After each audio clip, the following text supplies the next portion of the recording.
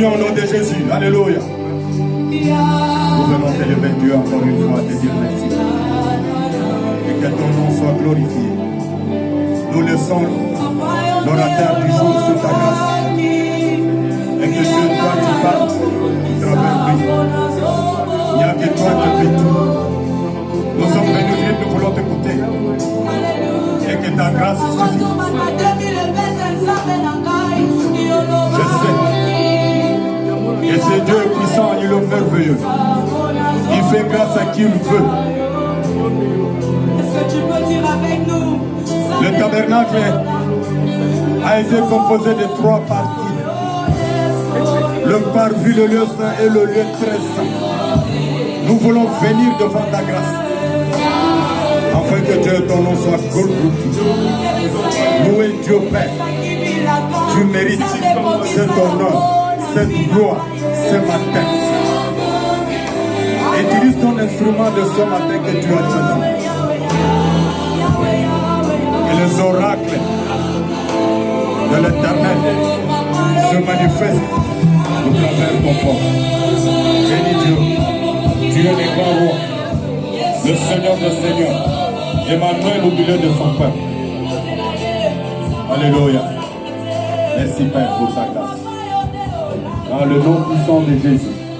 Ainsi nous t'avons prié et l'Église nous disons Amen. Alléluia.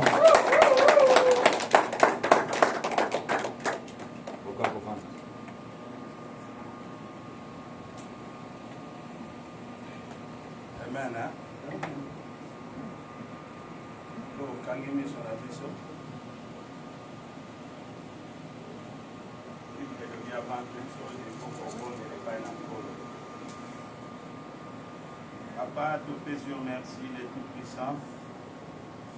Petit tango na maboko na nzambe na bomo. Yo mokonzi na bakonzi. Yo eliki anabiso papa. Yo ne source de vie, Père de gloire. Tolingi koyoka, ainsi parle l'Éternel. Zambe ezalangayite.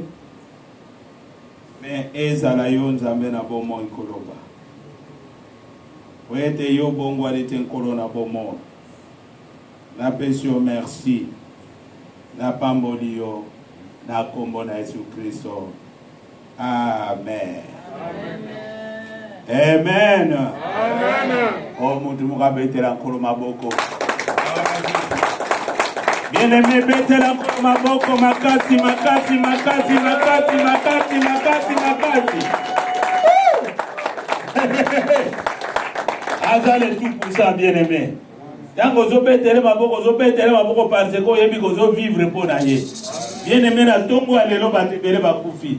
Batebele bien-aimé balala ki me balamukete. Misusu babimaki na ndako bakomi na nzela basala accident. Bamisusu bazwaki avion me bakomi na destination te. Bamisusu bamataki babato me bakomi te, bien-aimé. Yo soko kutame na tango na esika o ekoki liboso na nkolo. Betela kay maboko parce que ezali toi.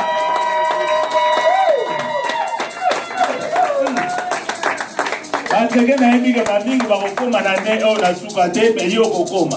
Alléluia. Yo kokoma balinga te yo kokoma. Alléluia. Parce que Nzamba alobi, je connais les projets j'ai formés sur vous, les projets de bonheur, les projets de paix, de succès, de réussite. Yo koki ko échouer na vie na yo te parce que Nzamba za na projet na yo. Sauf que ça qui projet mutabongi c'est à ko changer. Mais Dieu ne change pas, il est le même hier, aujourd'hui, éternellement. Et puis il est fidèle dans ma promesse na ye. Sauf que après cette promesse il faut ko kisa yango. Amen. Amen. Oh les deux amokolomo qui toko bien aimé pour ngai. Na éviter pour na yo bien aimé. Nana zo pesa nzambe merci pour la soupe de vie ka ko pema oyo bien aimé. Parce que ko pema ezana prite. Alléluia. Ce que zalaka na prinde ba konza mukilio ba somba yango nde batambongo ba somba yango. mais ezalaka na prix te tolamukaka te mpo olingi olamuka mais nzambe nde alobaka nolamuka mokolo moko to oloba olingi olamuka. Alléluia.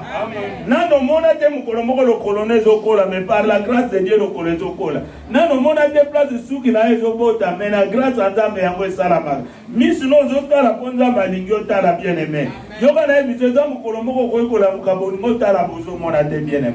Bato mosusu tomonaka na nzela baveugle bazalaka mpe na misu lokola biso mais soki biso eza kokontinue ezali ngolu na nzambe tandis nano bato oyo obotama na bango génération na yo mingi bakufa. Haleluya. Bato bakendeke na kisasa bayebi soki atuni mutu bakufa atuni mutu bakufa atuni mutu bakufa donc ozokomprendre ke soki yo ozokufa te bien aimé eloko nini yo oza nango koleka bato wana mais eza kaka ngolu na nzambe likolo na yo. Amen. Okola alokumu bien aimé. Bien aimé, naza ko exhorter kaka muke po yo comprendre message na biso ya ne. Ta muso sangana na biso to yemba ari bo se pa na biso. Mais na lingo comprendre ga ande o to za na message mkola pesi biso elobi. Baptisons la maison de l'Éternel. Amen. Amen. Mutu moka lo baptisons. La maison de l'Éternel. Bien aimé, Bible les autres les abisso boyge. Na mokanda na 1 Roi 6:17. Bible les autres banabiso que la maison de Dieu yango wana ezali temple de Dieu. Amen. Oh bien aimé, temple ezali réalité ya tabernacle. Amen. Hein? Parce que tabernacle ezali ombre réalité ya temple. Donc on a pas Israël bazali kotambola na désert. Bien aimé, Nzambe ayebisaki Moïse basala tabernacle. Pourquoi? Parce que Nzambe azali na posa a demeurer kat na bana na Nzambe. Azali na posa azali lungo na bana na ye azali lungo na bato ya sala. Nzambe azali na posa ke bato na ye bazala kwa adorer ye. Yango Bible zolo ba laisser aller mon peuple pour qu'il m'adore. Amen. Laissez aller mon peuple pour qu'il m'adore. Bien aimé, le peuple wana ezalaki bato bazo kotambola yango nzambe alobaki na bango basala tabernacle oyo ezali tente moko portative. Amen.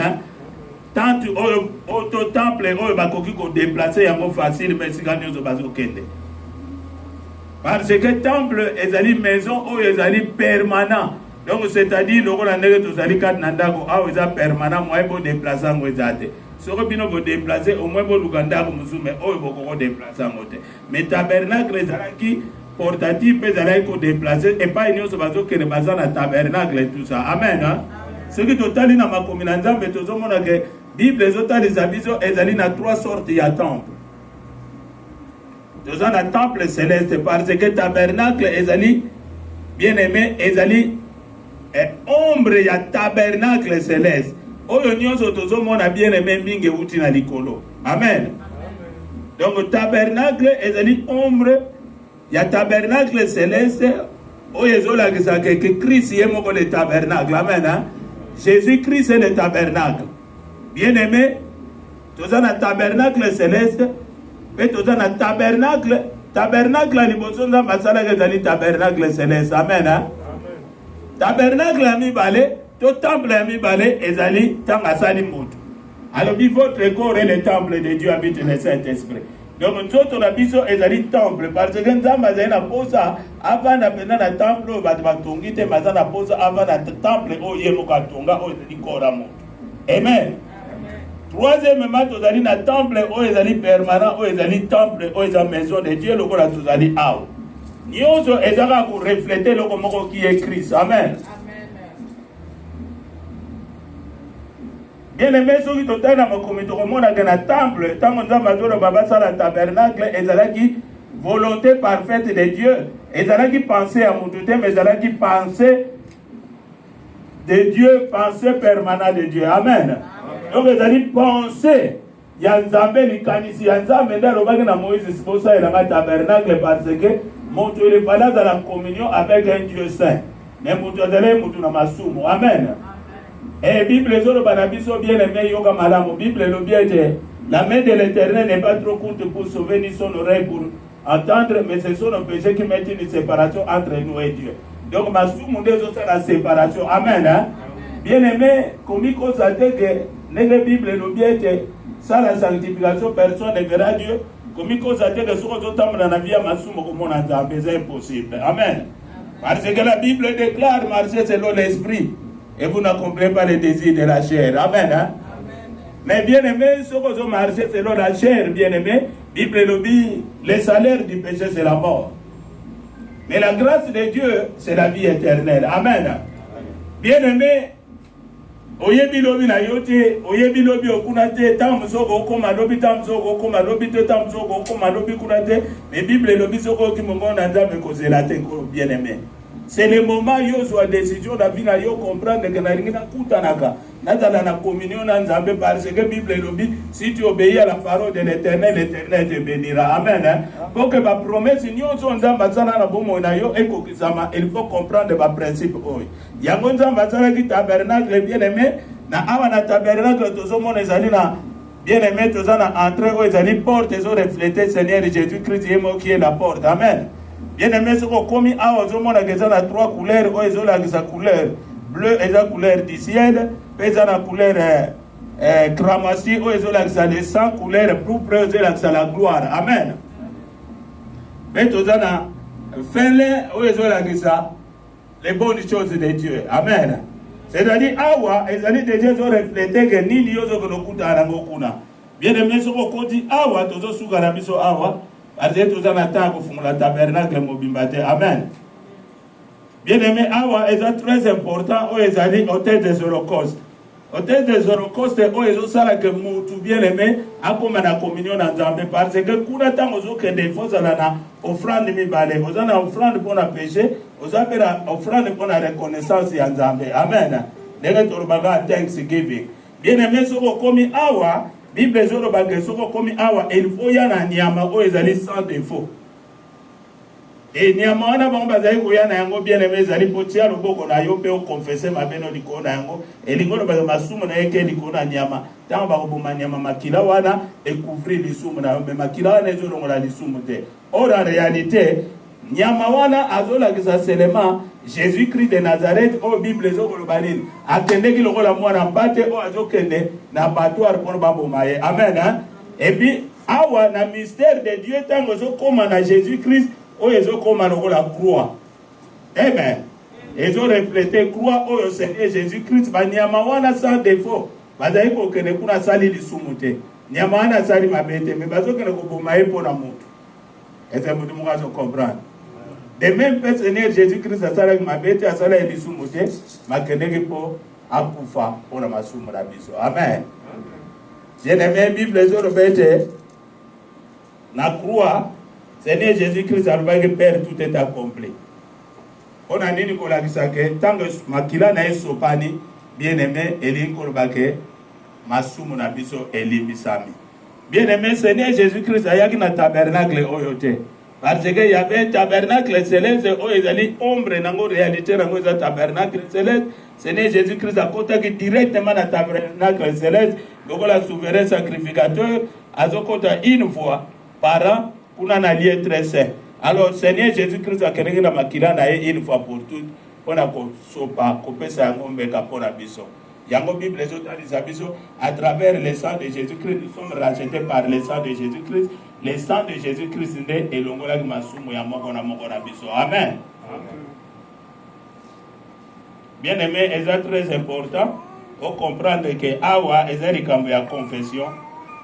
Bible nous dit si nous confessons nos péchés, il est juste et fidèle pour nous pardonner. Okoyi ko bana ko bonde la te sa ko senga boni mise pa na Nzambe. Parce que ce qu'on bandika papa zwa lokumu papa sara bo pesanga bo zomsa bo bokoyo kanate parce que vous avez ma somme na nzoto. Amen. Et ça le ko moni ba mama ba memi bana balingi bana ba momingi. Mais moi na soka sali salite mama ko kange sunne ngwana te akolinga longola epo alongola salite na sinote ko bebisa alors repara Nzambe pesa bo. Lisumu ezali longola salite liboso na Nzambe. Et c'est vrai que bandenge nini ya komiki tsali liboso na Nzambe. Otokutana na contact na ye. Amen. David a dit Jésus dans la joie comme dit allons dans la maison de l'Éternel. Parce que bien aimé kaka na ndako na Nzambe nde arche de l'alliance evandi. Amen. Tika Nzamba sunga moko na biso Bien-aimé, tala bomona yo Bible zo be te sacrifier mon corps comme un sacrifice vivant. Ozo yoga. Una bazai komema mwana na mpate mena tango na biso to komema yesu banyama te po Yesu Masiya se akufa ke ne kulusu po na biso siko ekomi tango na biso moko sikoyo yo o sacrifier nzoto na yo lokola mbeka. C'est-à-dire vous allez renouveler de l'intelligence bien-aimée. Vous comprendre qui est la volonté, qui est la volonté de Dieu, ce qui est bon et ce qui n'est pas bon. Amen. Amen. Alléluia. Que j'aime bien aujourd'hui devant vous la vie et la mort. Mais je te conseille, choisissez la vie. Amen. Nzamba lingete bien-aimé, biso nyoso tuto bika. Donc yo moko vandi otali bomo na yo bien-aimé, awa bayaka te po bayebisa yo ke yo sali bozongi bote baye ko condamner mutu te. Mais balingi ke yo moko otala vie na yo moko otala liboso na Nzambe. Oyeba yango bien-aimé mukili oyo ekoleka nango bio tozomona ekoleka nango. Poro eve yali ke olinga te bien-aimé soki Nzambe alobi kokufa na emonani emonani. Quel que soit l'étude, quel que soit banda kozana, quel que soit mitu kozana, quel que soit nini ozana, mbongo compte na yo andege nini. Mais ce que Nzambe alobi lelo esili. Alléluia. Ndenge to preparaka ke oyebi ke nazana kati États-Unis oyebi loko ni totala bandako ba vieillard bavanda ozoko tidi ozolobesa ngapi so na kumivie na kovanda na ndako wana donc ozoluka siko omibongisa mpona nini olobi kuna babiso balobi ngaya tukana kokoma via wate mpona komela na kini parce que na kini na ozana bandeko na ba ozana nga pembeni awa bantu bakendisala na kotika nga mona okufa noki. Alléluia. Mais quand même, ce qu'on a aidé, on a mis bon, ça qui ça va aller au Kennedy. Parce que ce qu'on a dit, on a coupé la tête, on a coupé la toilette, qui ça tes années. Qui cause son habit, on a qui ça tes années. Oh yo, comme et donc pour maillot ma carte coûte yangwana, parce que tant qu'on cause on a kuna, au coup de toilette malonga to banigolela.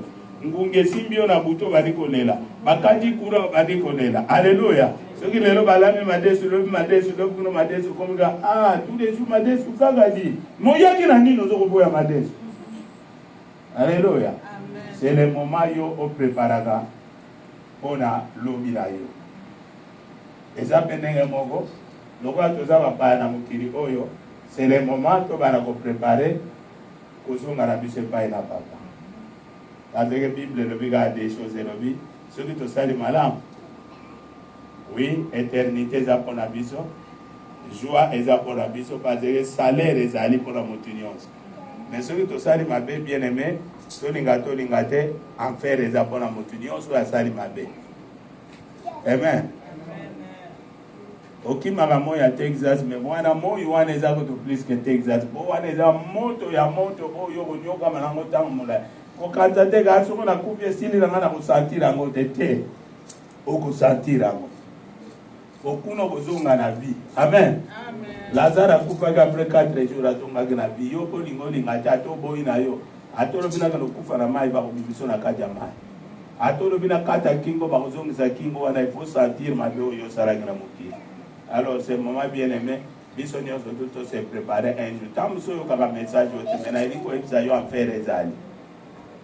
Et puis pe nayebisa yo ke bonheur ezali. Yango Seigneur Jésus-Christ alobaki ke eza na patron moko azali na mbongo na ebele azali kolia bien mazalai na moto moko ayaki pauvre Lazare soki yaboki miku azokolokota tout ça me bato mibale atanga bakufi pauvre Lazare lokola ayaki na ye pauvre azali koluka nde makambo te azali kotumbula nde bato te basi angani alandaka ata aza na mbongo te ntango akufi Bible elobi azali pembeni ya na tolo ya Abraham. Amen. Alléluia.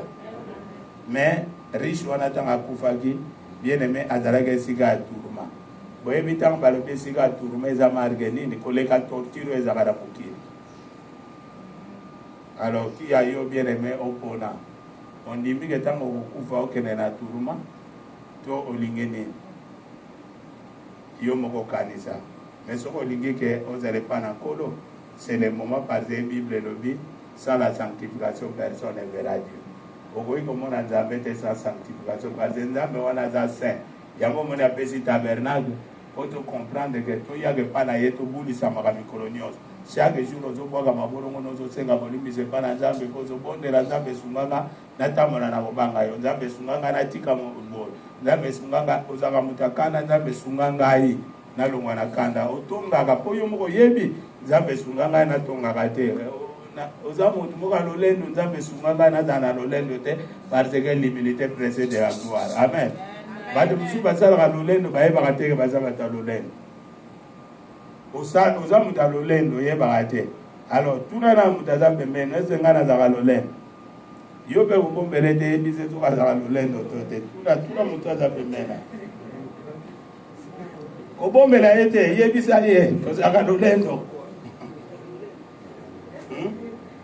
o lolendo eza lisumu eutaka likolo amen eloko ezalaka babwaka sata ezalaki orgueil alors orgueil wana soki osala oyebi orgueil emonanaka lokwa lisumu te me bato bazotala babe moto aza orgueil amen alors bien aimé soki oza na lolendo mikisisa mpo na royaume de Dieu bible elobi l'humilité précède la gloire na royaume ya nzambe ezaka bato bazala komikitisa elamba mpe so lolendo te kolase mpe so lolendo te bozwi mpe so lolendo te parce que valeur na yo ezali oyo yo lati te valeur na yo ezali oyo oza na yango te mais valeur na yo ezali Yesu Masiya kati na yo amen oyo elamba moninga mpa kokosomba yango ndako moninga mpa kokosomba voiture moninga mpa kokosomba mais Yesu Masiya basombaka ye te alleluya yango wana nde soki oza na Yesu Masiya Paul alobi naza komikumisa kati na Yesu Masiya soki oza na Yesu Masiya kati na yo mikumisa amen alleluya soki oyamba Yesu Masiya te lokola nkolo mpe mobikisi na yo ntango tokosisa kule yaka paster na yamba Yesu lokola nkolo mobikisi te tokobondela mpo na yo oyamba Yesu lokola nkolo mpe mobikisi ntango yo kokende obandi nouvelle vie amen alleluya alleluya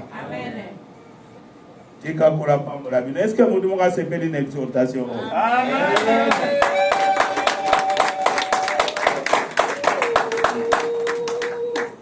tokanga miso na biso